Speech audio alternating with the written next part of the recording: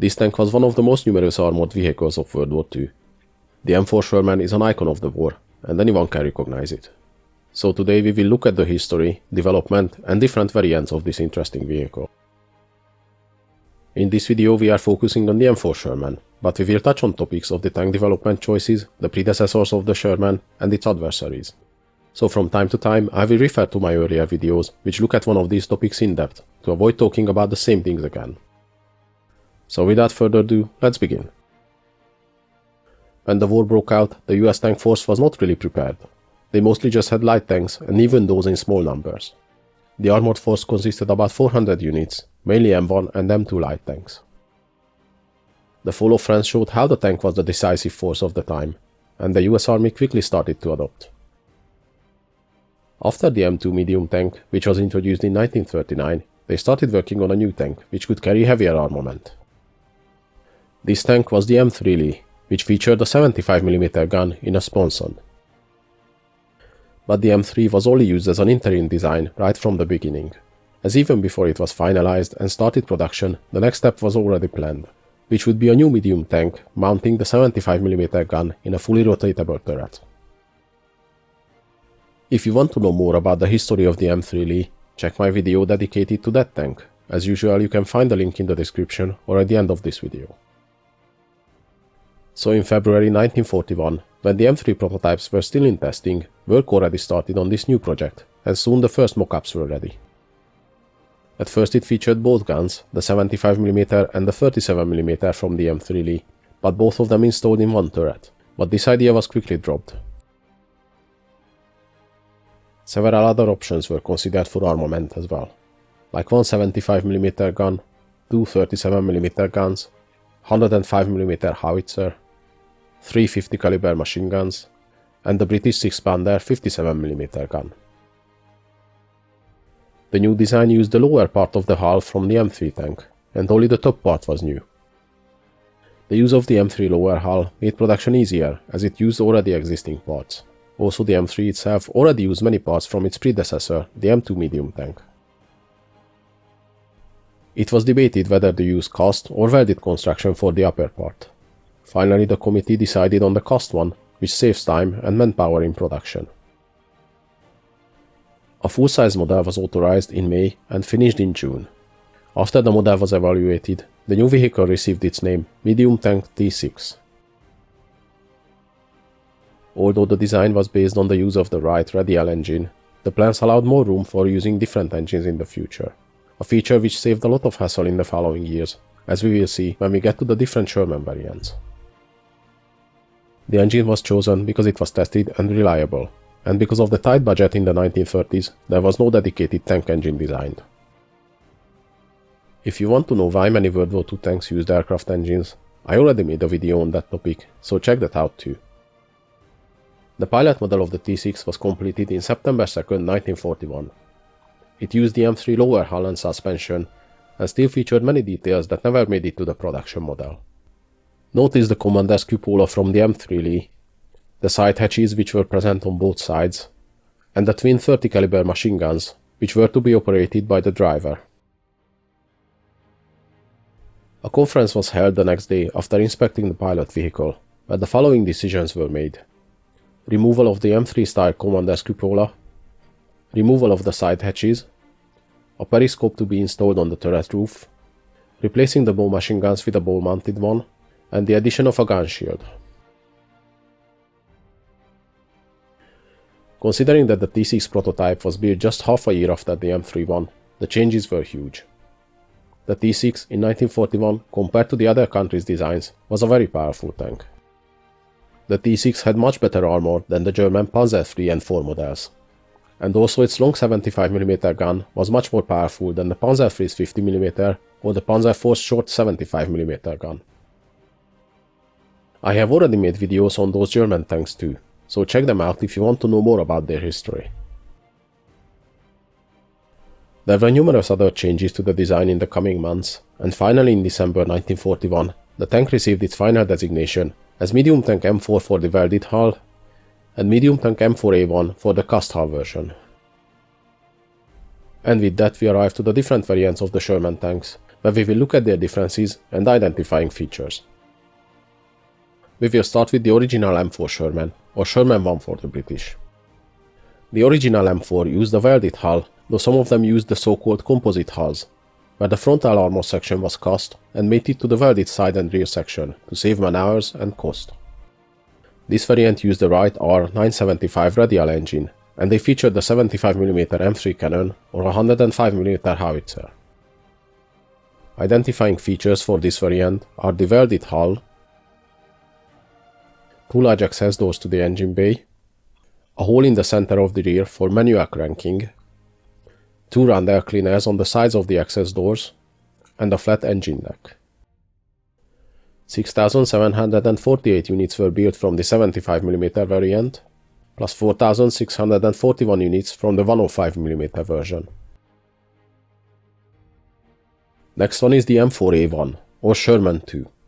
These were similarly equipped as the M4 variant, featuring the same 75mm gun and the same engine, but their hull was a cast one-piece design. Their identifying features are basically the same: the two large access doors to the engine bay, a hole in the center of the rear for manual cranking, two round air cleaners on the side of the access doors, and a flat engine deck. But the hull was a rounded cast piece instead of the welded construction. Subvariants were the M4A1 76W, featuring the new 76mm gun and wet stowage, and the M4A1 76W HVSS, built with the horizontal volute spring suspension. 6,281 units were produced from the 75mm variant, and 3,426 units from the 76mm variant. The following M4A2, or Sherman 3 variant, used a welded hull and was powered by a General Motors diesel engine. This engine was basically two 6-cylinder engines mated together, and they could operate separately in case one side gets damaged. The M4A2 was built with both 75 and 76mm guns. Its identifying features are the absence of the access doors on the back, tubular exhaust system with two center exit holes, and a grille at the center of the engine deck. Subvariants were the M4A2E4, which was a test version for the torsion bar suspension, but it didn't go to production, and the M4A2E8, built with the horizontal volute spring suspension. 8,053 were built with the 75mm gun, and 2,915 with the 76mm one. The next one is the M4A3 version, which also used a welded hull, but it was powered by the Ford GEA V8 petrol engine. The main armament on this variant could be either the 75, 76 or 105mm guns. Some of them were built with the vertical volute suspension, but most of them featured the newer horizontal volute suspension. Identifying features are the welded hull, a single access door at the back for the engine compartment, a larger grille on the top of the engine deck, similar to the one on the M4A2 but wider, two exhaust pipes at the back, and they featured the single-piece cast differential housing. Its variants were the M4A3 75 with the 75mm gun, the M4A3 105 with the 105mm howitzer, M4A3E2 assault tank, later named Jumbo. This variant was up-armored both on the hull and on the turret. The hull front thickness was increased to 4 inches, the size to 3 inches, while the turret had 6 inches thick armor all around. M4A3E4, the 76mm variant with wet stowage, M4A3E8, the 76mm variant with horizontal volute suspension, this is the well-known EZ8, and the M4A3E9, 105mm version with horizontal volute suspension. 4,761 75mm variants were built, 4,542 units of the 76mm variants, and 3,039 from the 105mm equipped variants. The M4A4 variant also used the welded hull and was powered by the Chrysler multibank engine, which was basically 5 6-cylinder engines mated together to create a 30-cylinder monster. Due to the size of the engine, the M4A4 version was 11 inches longer than the other variants, so it's easy to identify. Its identifying features are the longer welded hull, and because of the longer hull, it had spaces between the bogies. It features double engine access doors at the back. The engine deck is flat with only a small grille behind the turret. From this variant, 7,499 were built. The M4A6 was a very short production variant with only 75 units built. They used the so-called composite hull with a welded side and rear section and cast frontal armor plate, and they were powered by the RD1820 multi-fuel engine. This variant can be identified easily from the composite hull and the flat engine cover with a large bulge on it to make room for the engine.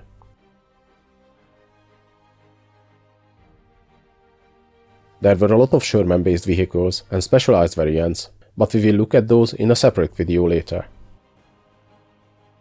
But I already made a video on the strangest Sherman variants, and a separate video on the M10 and M36 tank destroyers, which were based on the Sherman chassis. So check those out too, as they have lots of interesting information.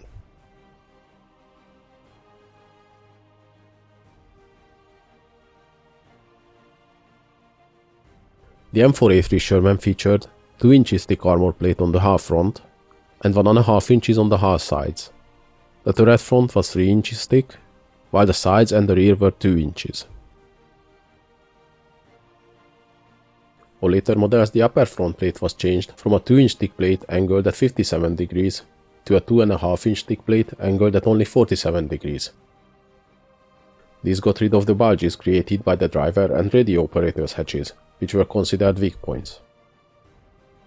The tank used the Ford V8 GEA petrol engine, producing 500 horsepower. With this power plant, it was capable of reaching a top speed of 27 miles an hour and had a range of 130 miles. The main armament was either the 75mm M3 or the 76mm M1 cannon. The secondary armament consisted of 2 or 3 30 caliber machine guns and a 50 caliber machine gun.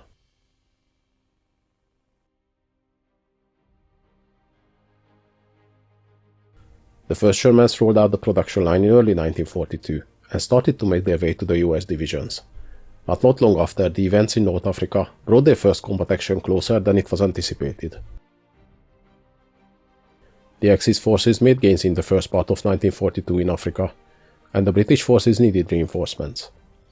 The fastest way was to send the early Shermans to them, so the first units arrived in the UK in summer 1942. They only arrived a few months after the M3D tanks, but they were a much better design from the beginning, and both the Allies and the German forces saw the Sherman as a big upgrade over the earlier designs. The first Shermans arrived in North Africa in September 1942. They were as standard as they could get, so the British had to field modify them with dust shields, desert camouflage, water and fuel canisters, and other equipment. They saw action the first time in October 1942 at the Second Battle of El Alamein. Their performance was quite good. Their 75mm gun could knock out German targets up to 2 kilometers away, and their armor could withstand many enemy shots. The main gun installed in the turret finally allowed the tank crews to use hull-down positions, which was not possible with the earlier M3D tanks. They were not invincible, of course. The German anti-tank guns could penetrate the Shermans, especially the thinner side plates. But the use of the well-tested parts paid off, as the Shermans were reliable from the beginning, more reliable than the British Crusaders, and certainly needed less maintenance than the German tanks. The first US action with Sherman tanks came not much later, during Operation Torch. But as they soon learned, a good tank is not enough by itself, if the tank crews, and especially their leaders, are inexperienced. In February 1943, during the Battle of Kasserine Pass, the American forces lost 183 tanks against 34 Germans. But eventually the US forces gathered experience, and the Shermans fought all the way in the North African campaign, then in Sicily and Italy. If we talk about losses, let's spend some time to talk about the Sherman's bad reputation, that it burned easily because of the petrol engine. This false reputation spread wide and far, but actually the Shermans didn't burn because of the fuel or the engine. The fires were mainly caused by the ammunition actually. Early 1943, the Armor Board led an investigation and conducted tests on 2 Shermans. One of them was loaded with ammunition, but no fuel at all in the tank. The second one was fully fueled up, but had no ammo in it. The test firing on the two tanks led to the conclusion that the penetration of the turret or hull caused an ammunition fire 90% of the time. This led to the introduction of the armored and wet storage racks. Now back to the combat operations. After the Allied landings in Normandy, the Shermans participated in all combat operations in Western Europe. The liberation of France and the fight through the thick bocage claimed a lot of Allied tanks, as the German anti-tank guns were waiting for them in ambush. During the liberation of France and the Low Countries, they were not only used by US forces, but by the British, the Free French, and the Canadians too. They fought in the Battle of the Bulge and were part of Pétain's race to Bastogne. The Shermans were in use up until the end of World War II in Europe, and by that time more than half of them were equipped with the more powerful 76mm guns.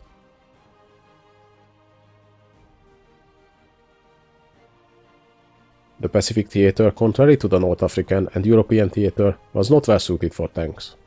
At the beginning of the conflict, the US forces used M2 and M3 light tanks, which were evenly matched with the Japanese tanks, but the US forces quickly replaced them with the more armored Shermans, while the Japanese still used relatively light tanks up until the end of the war.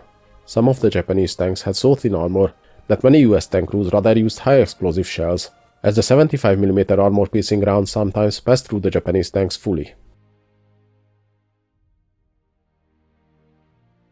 Some Sherman variants were equipped with flamethrowers and used against fortifications on this theater.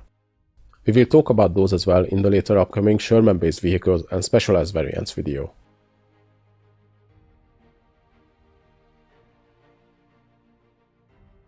The Soviet Union received more than 4,000 M4A2 Shermans through Lend-Lease in World War II, with about half of them equipped with 75mm and the other half with 76mm guns. The M4A2 version was preferred by the Soviets, as their own tanks used diesel fuel as well. The Soviet tank crews usually liked the Sherman. It was reliable, with good firepower and many features that were missing from the T-34s.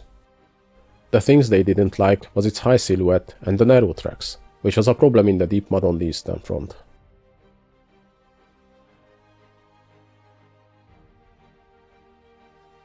The Sherman stayed in service after World War II and participated in the Korean War as well, mainly the M4A3E8, the Easy 8 version. Since the North Korean forces also used the World War II T-34 tanks, the two were fairly evenly matched, as the two tanks could both destroy each other at normal combat ranges. Though later the heavier Pershing and Patton tanks were deployed as well, in the mountain ranges of Korea, the more mobile Sherman still had some advantages. The M4 Sherman was in service with the US military until 1957, when it was replaced by the Patton tanks, but the Shermans were still supplied to the Allied nations after that.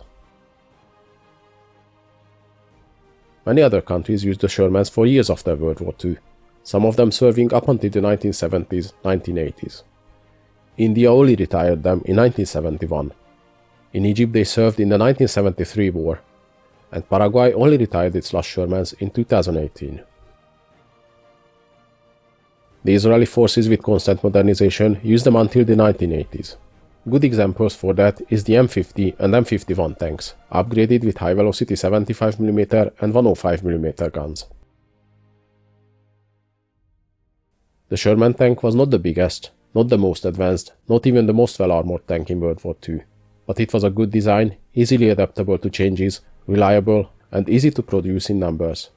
And that is what mattered in the end.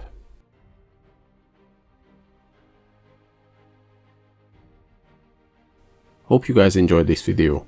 Please leave a like, subscribe to my channel, and in the comments let me know if there's any interesting events or vehicles you'd like to see.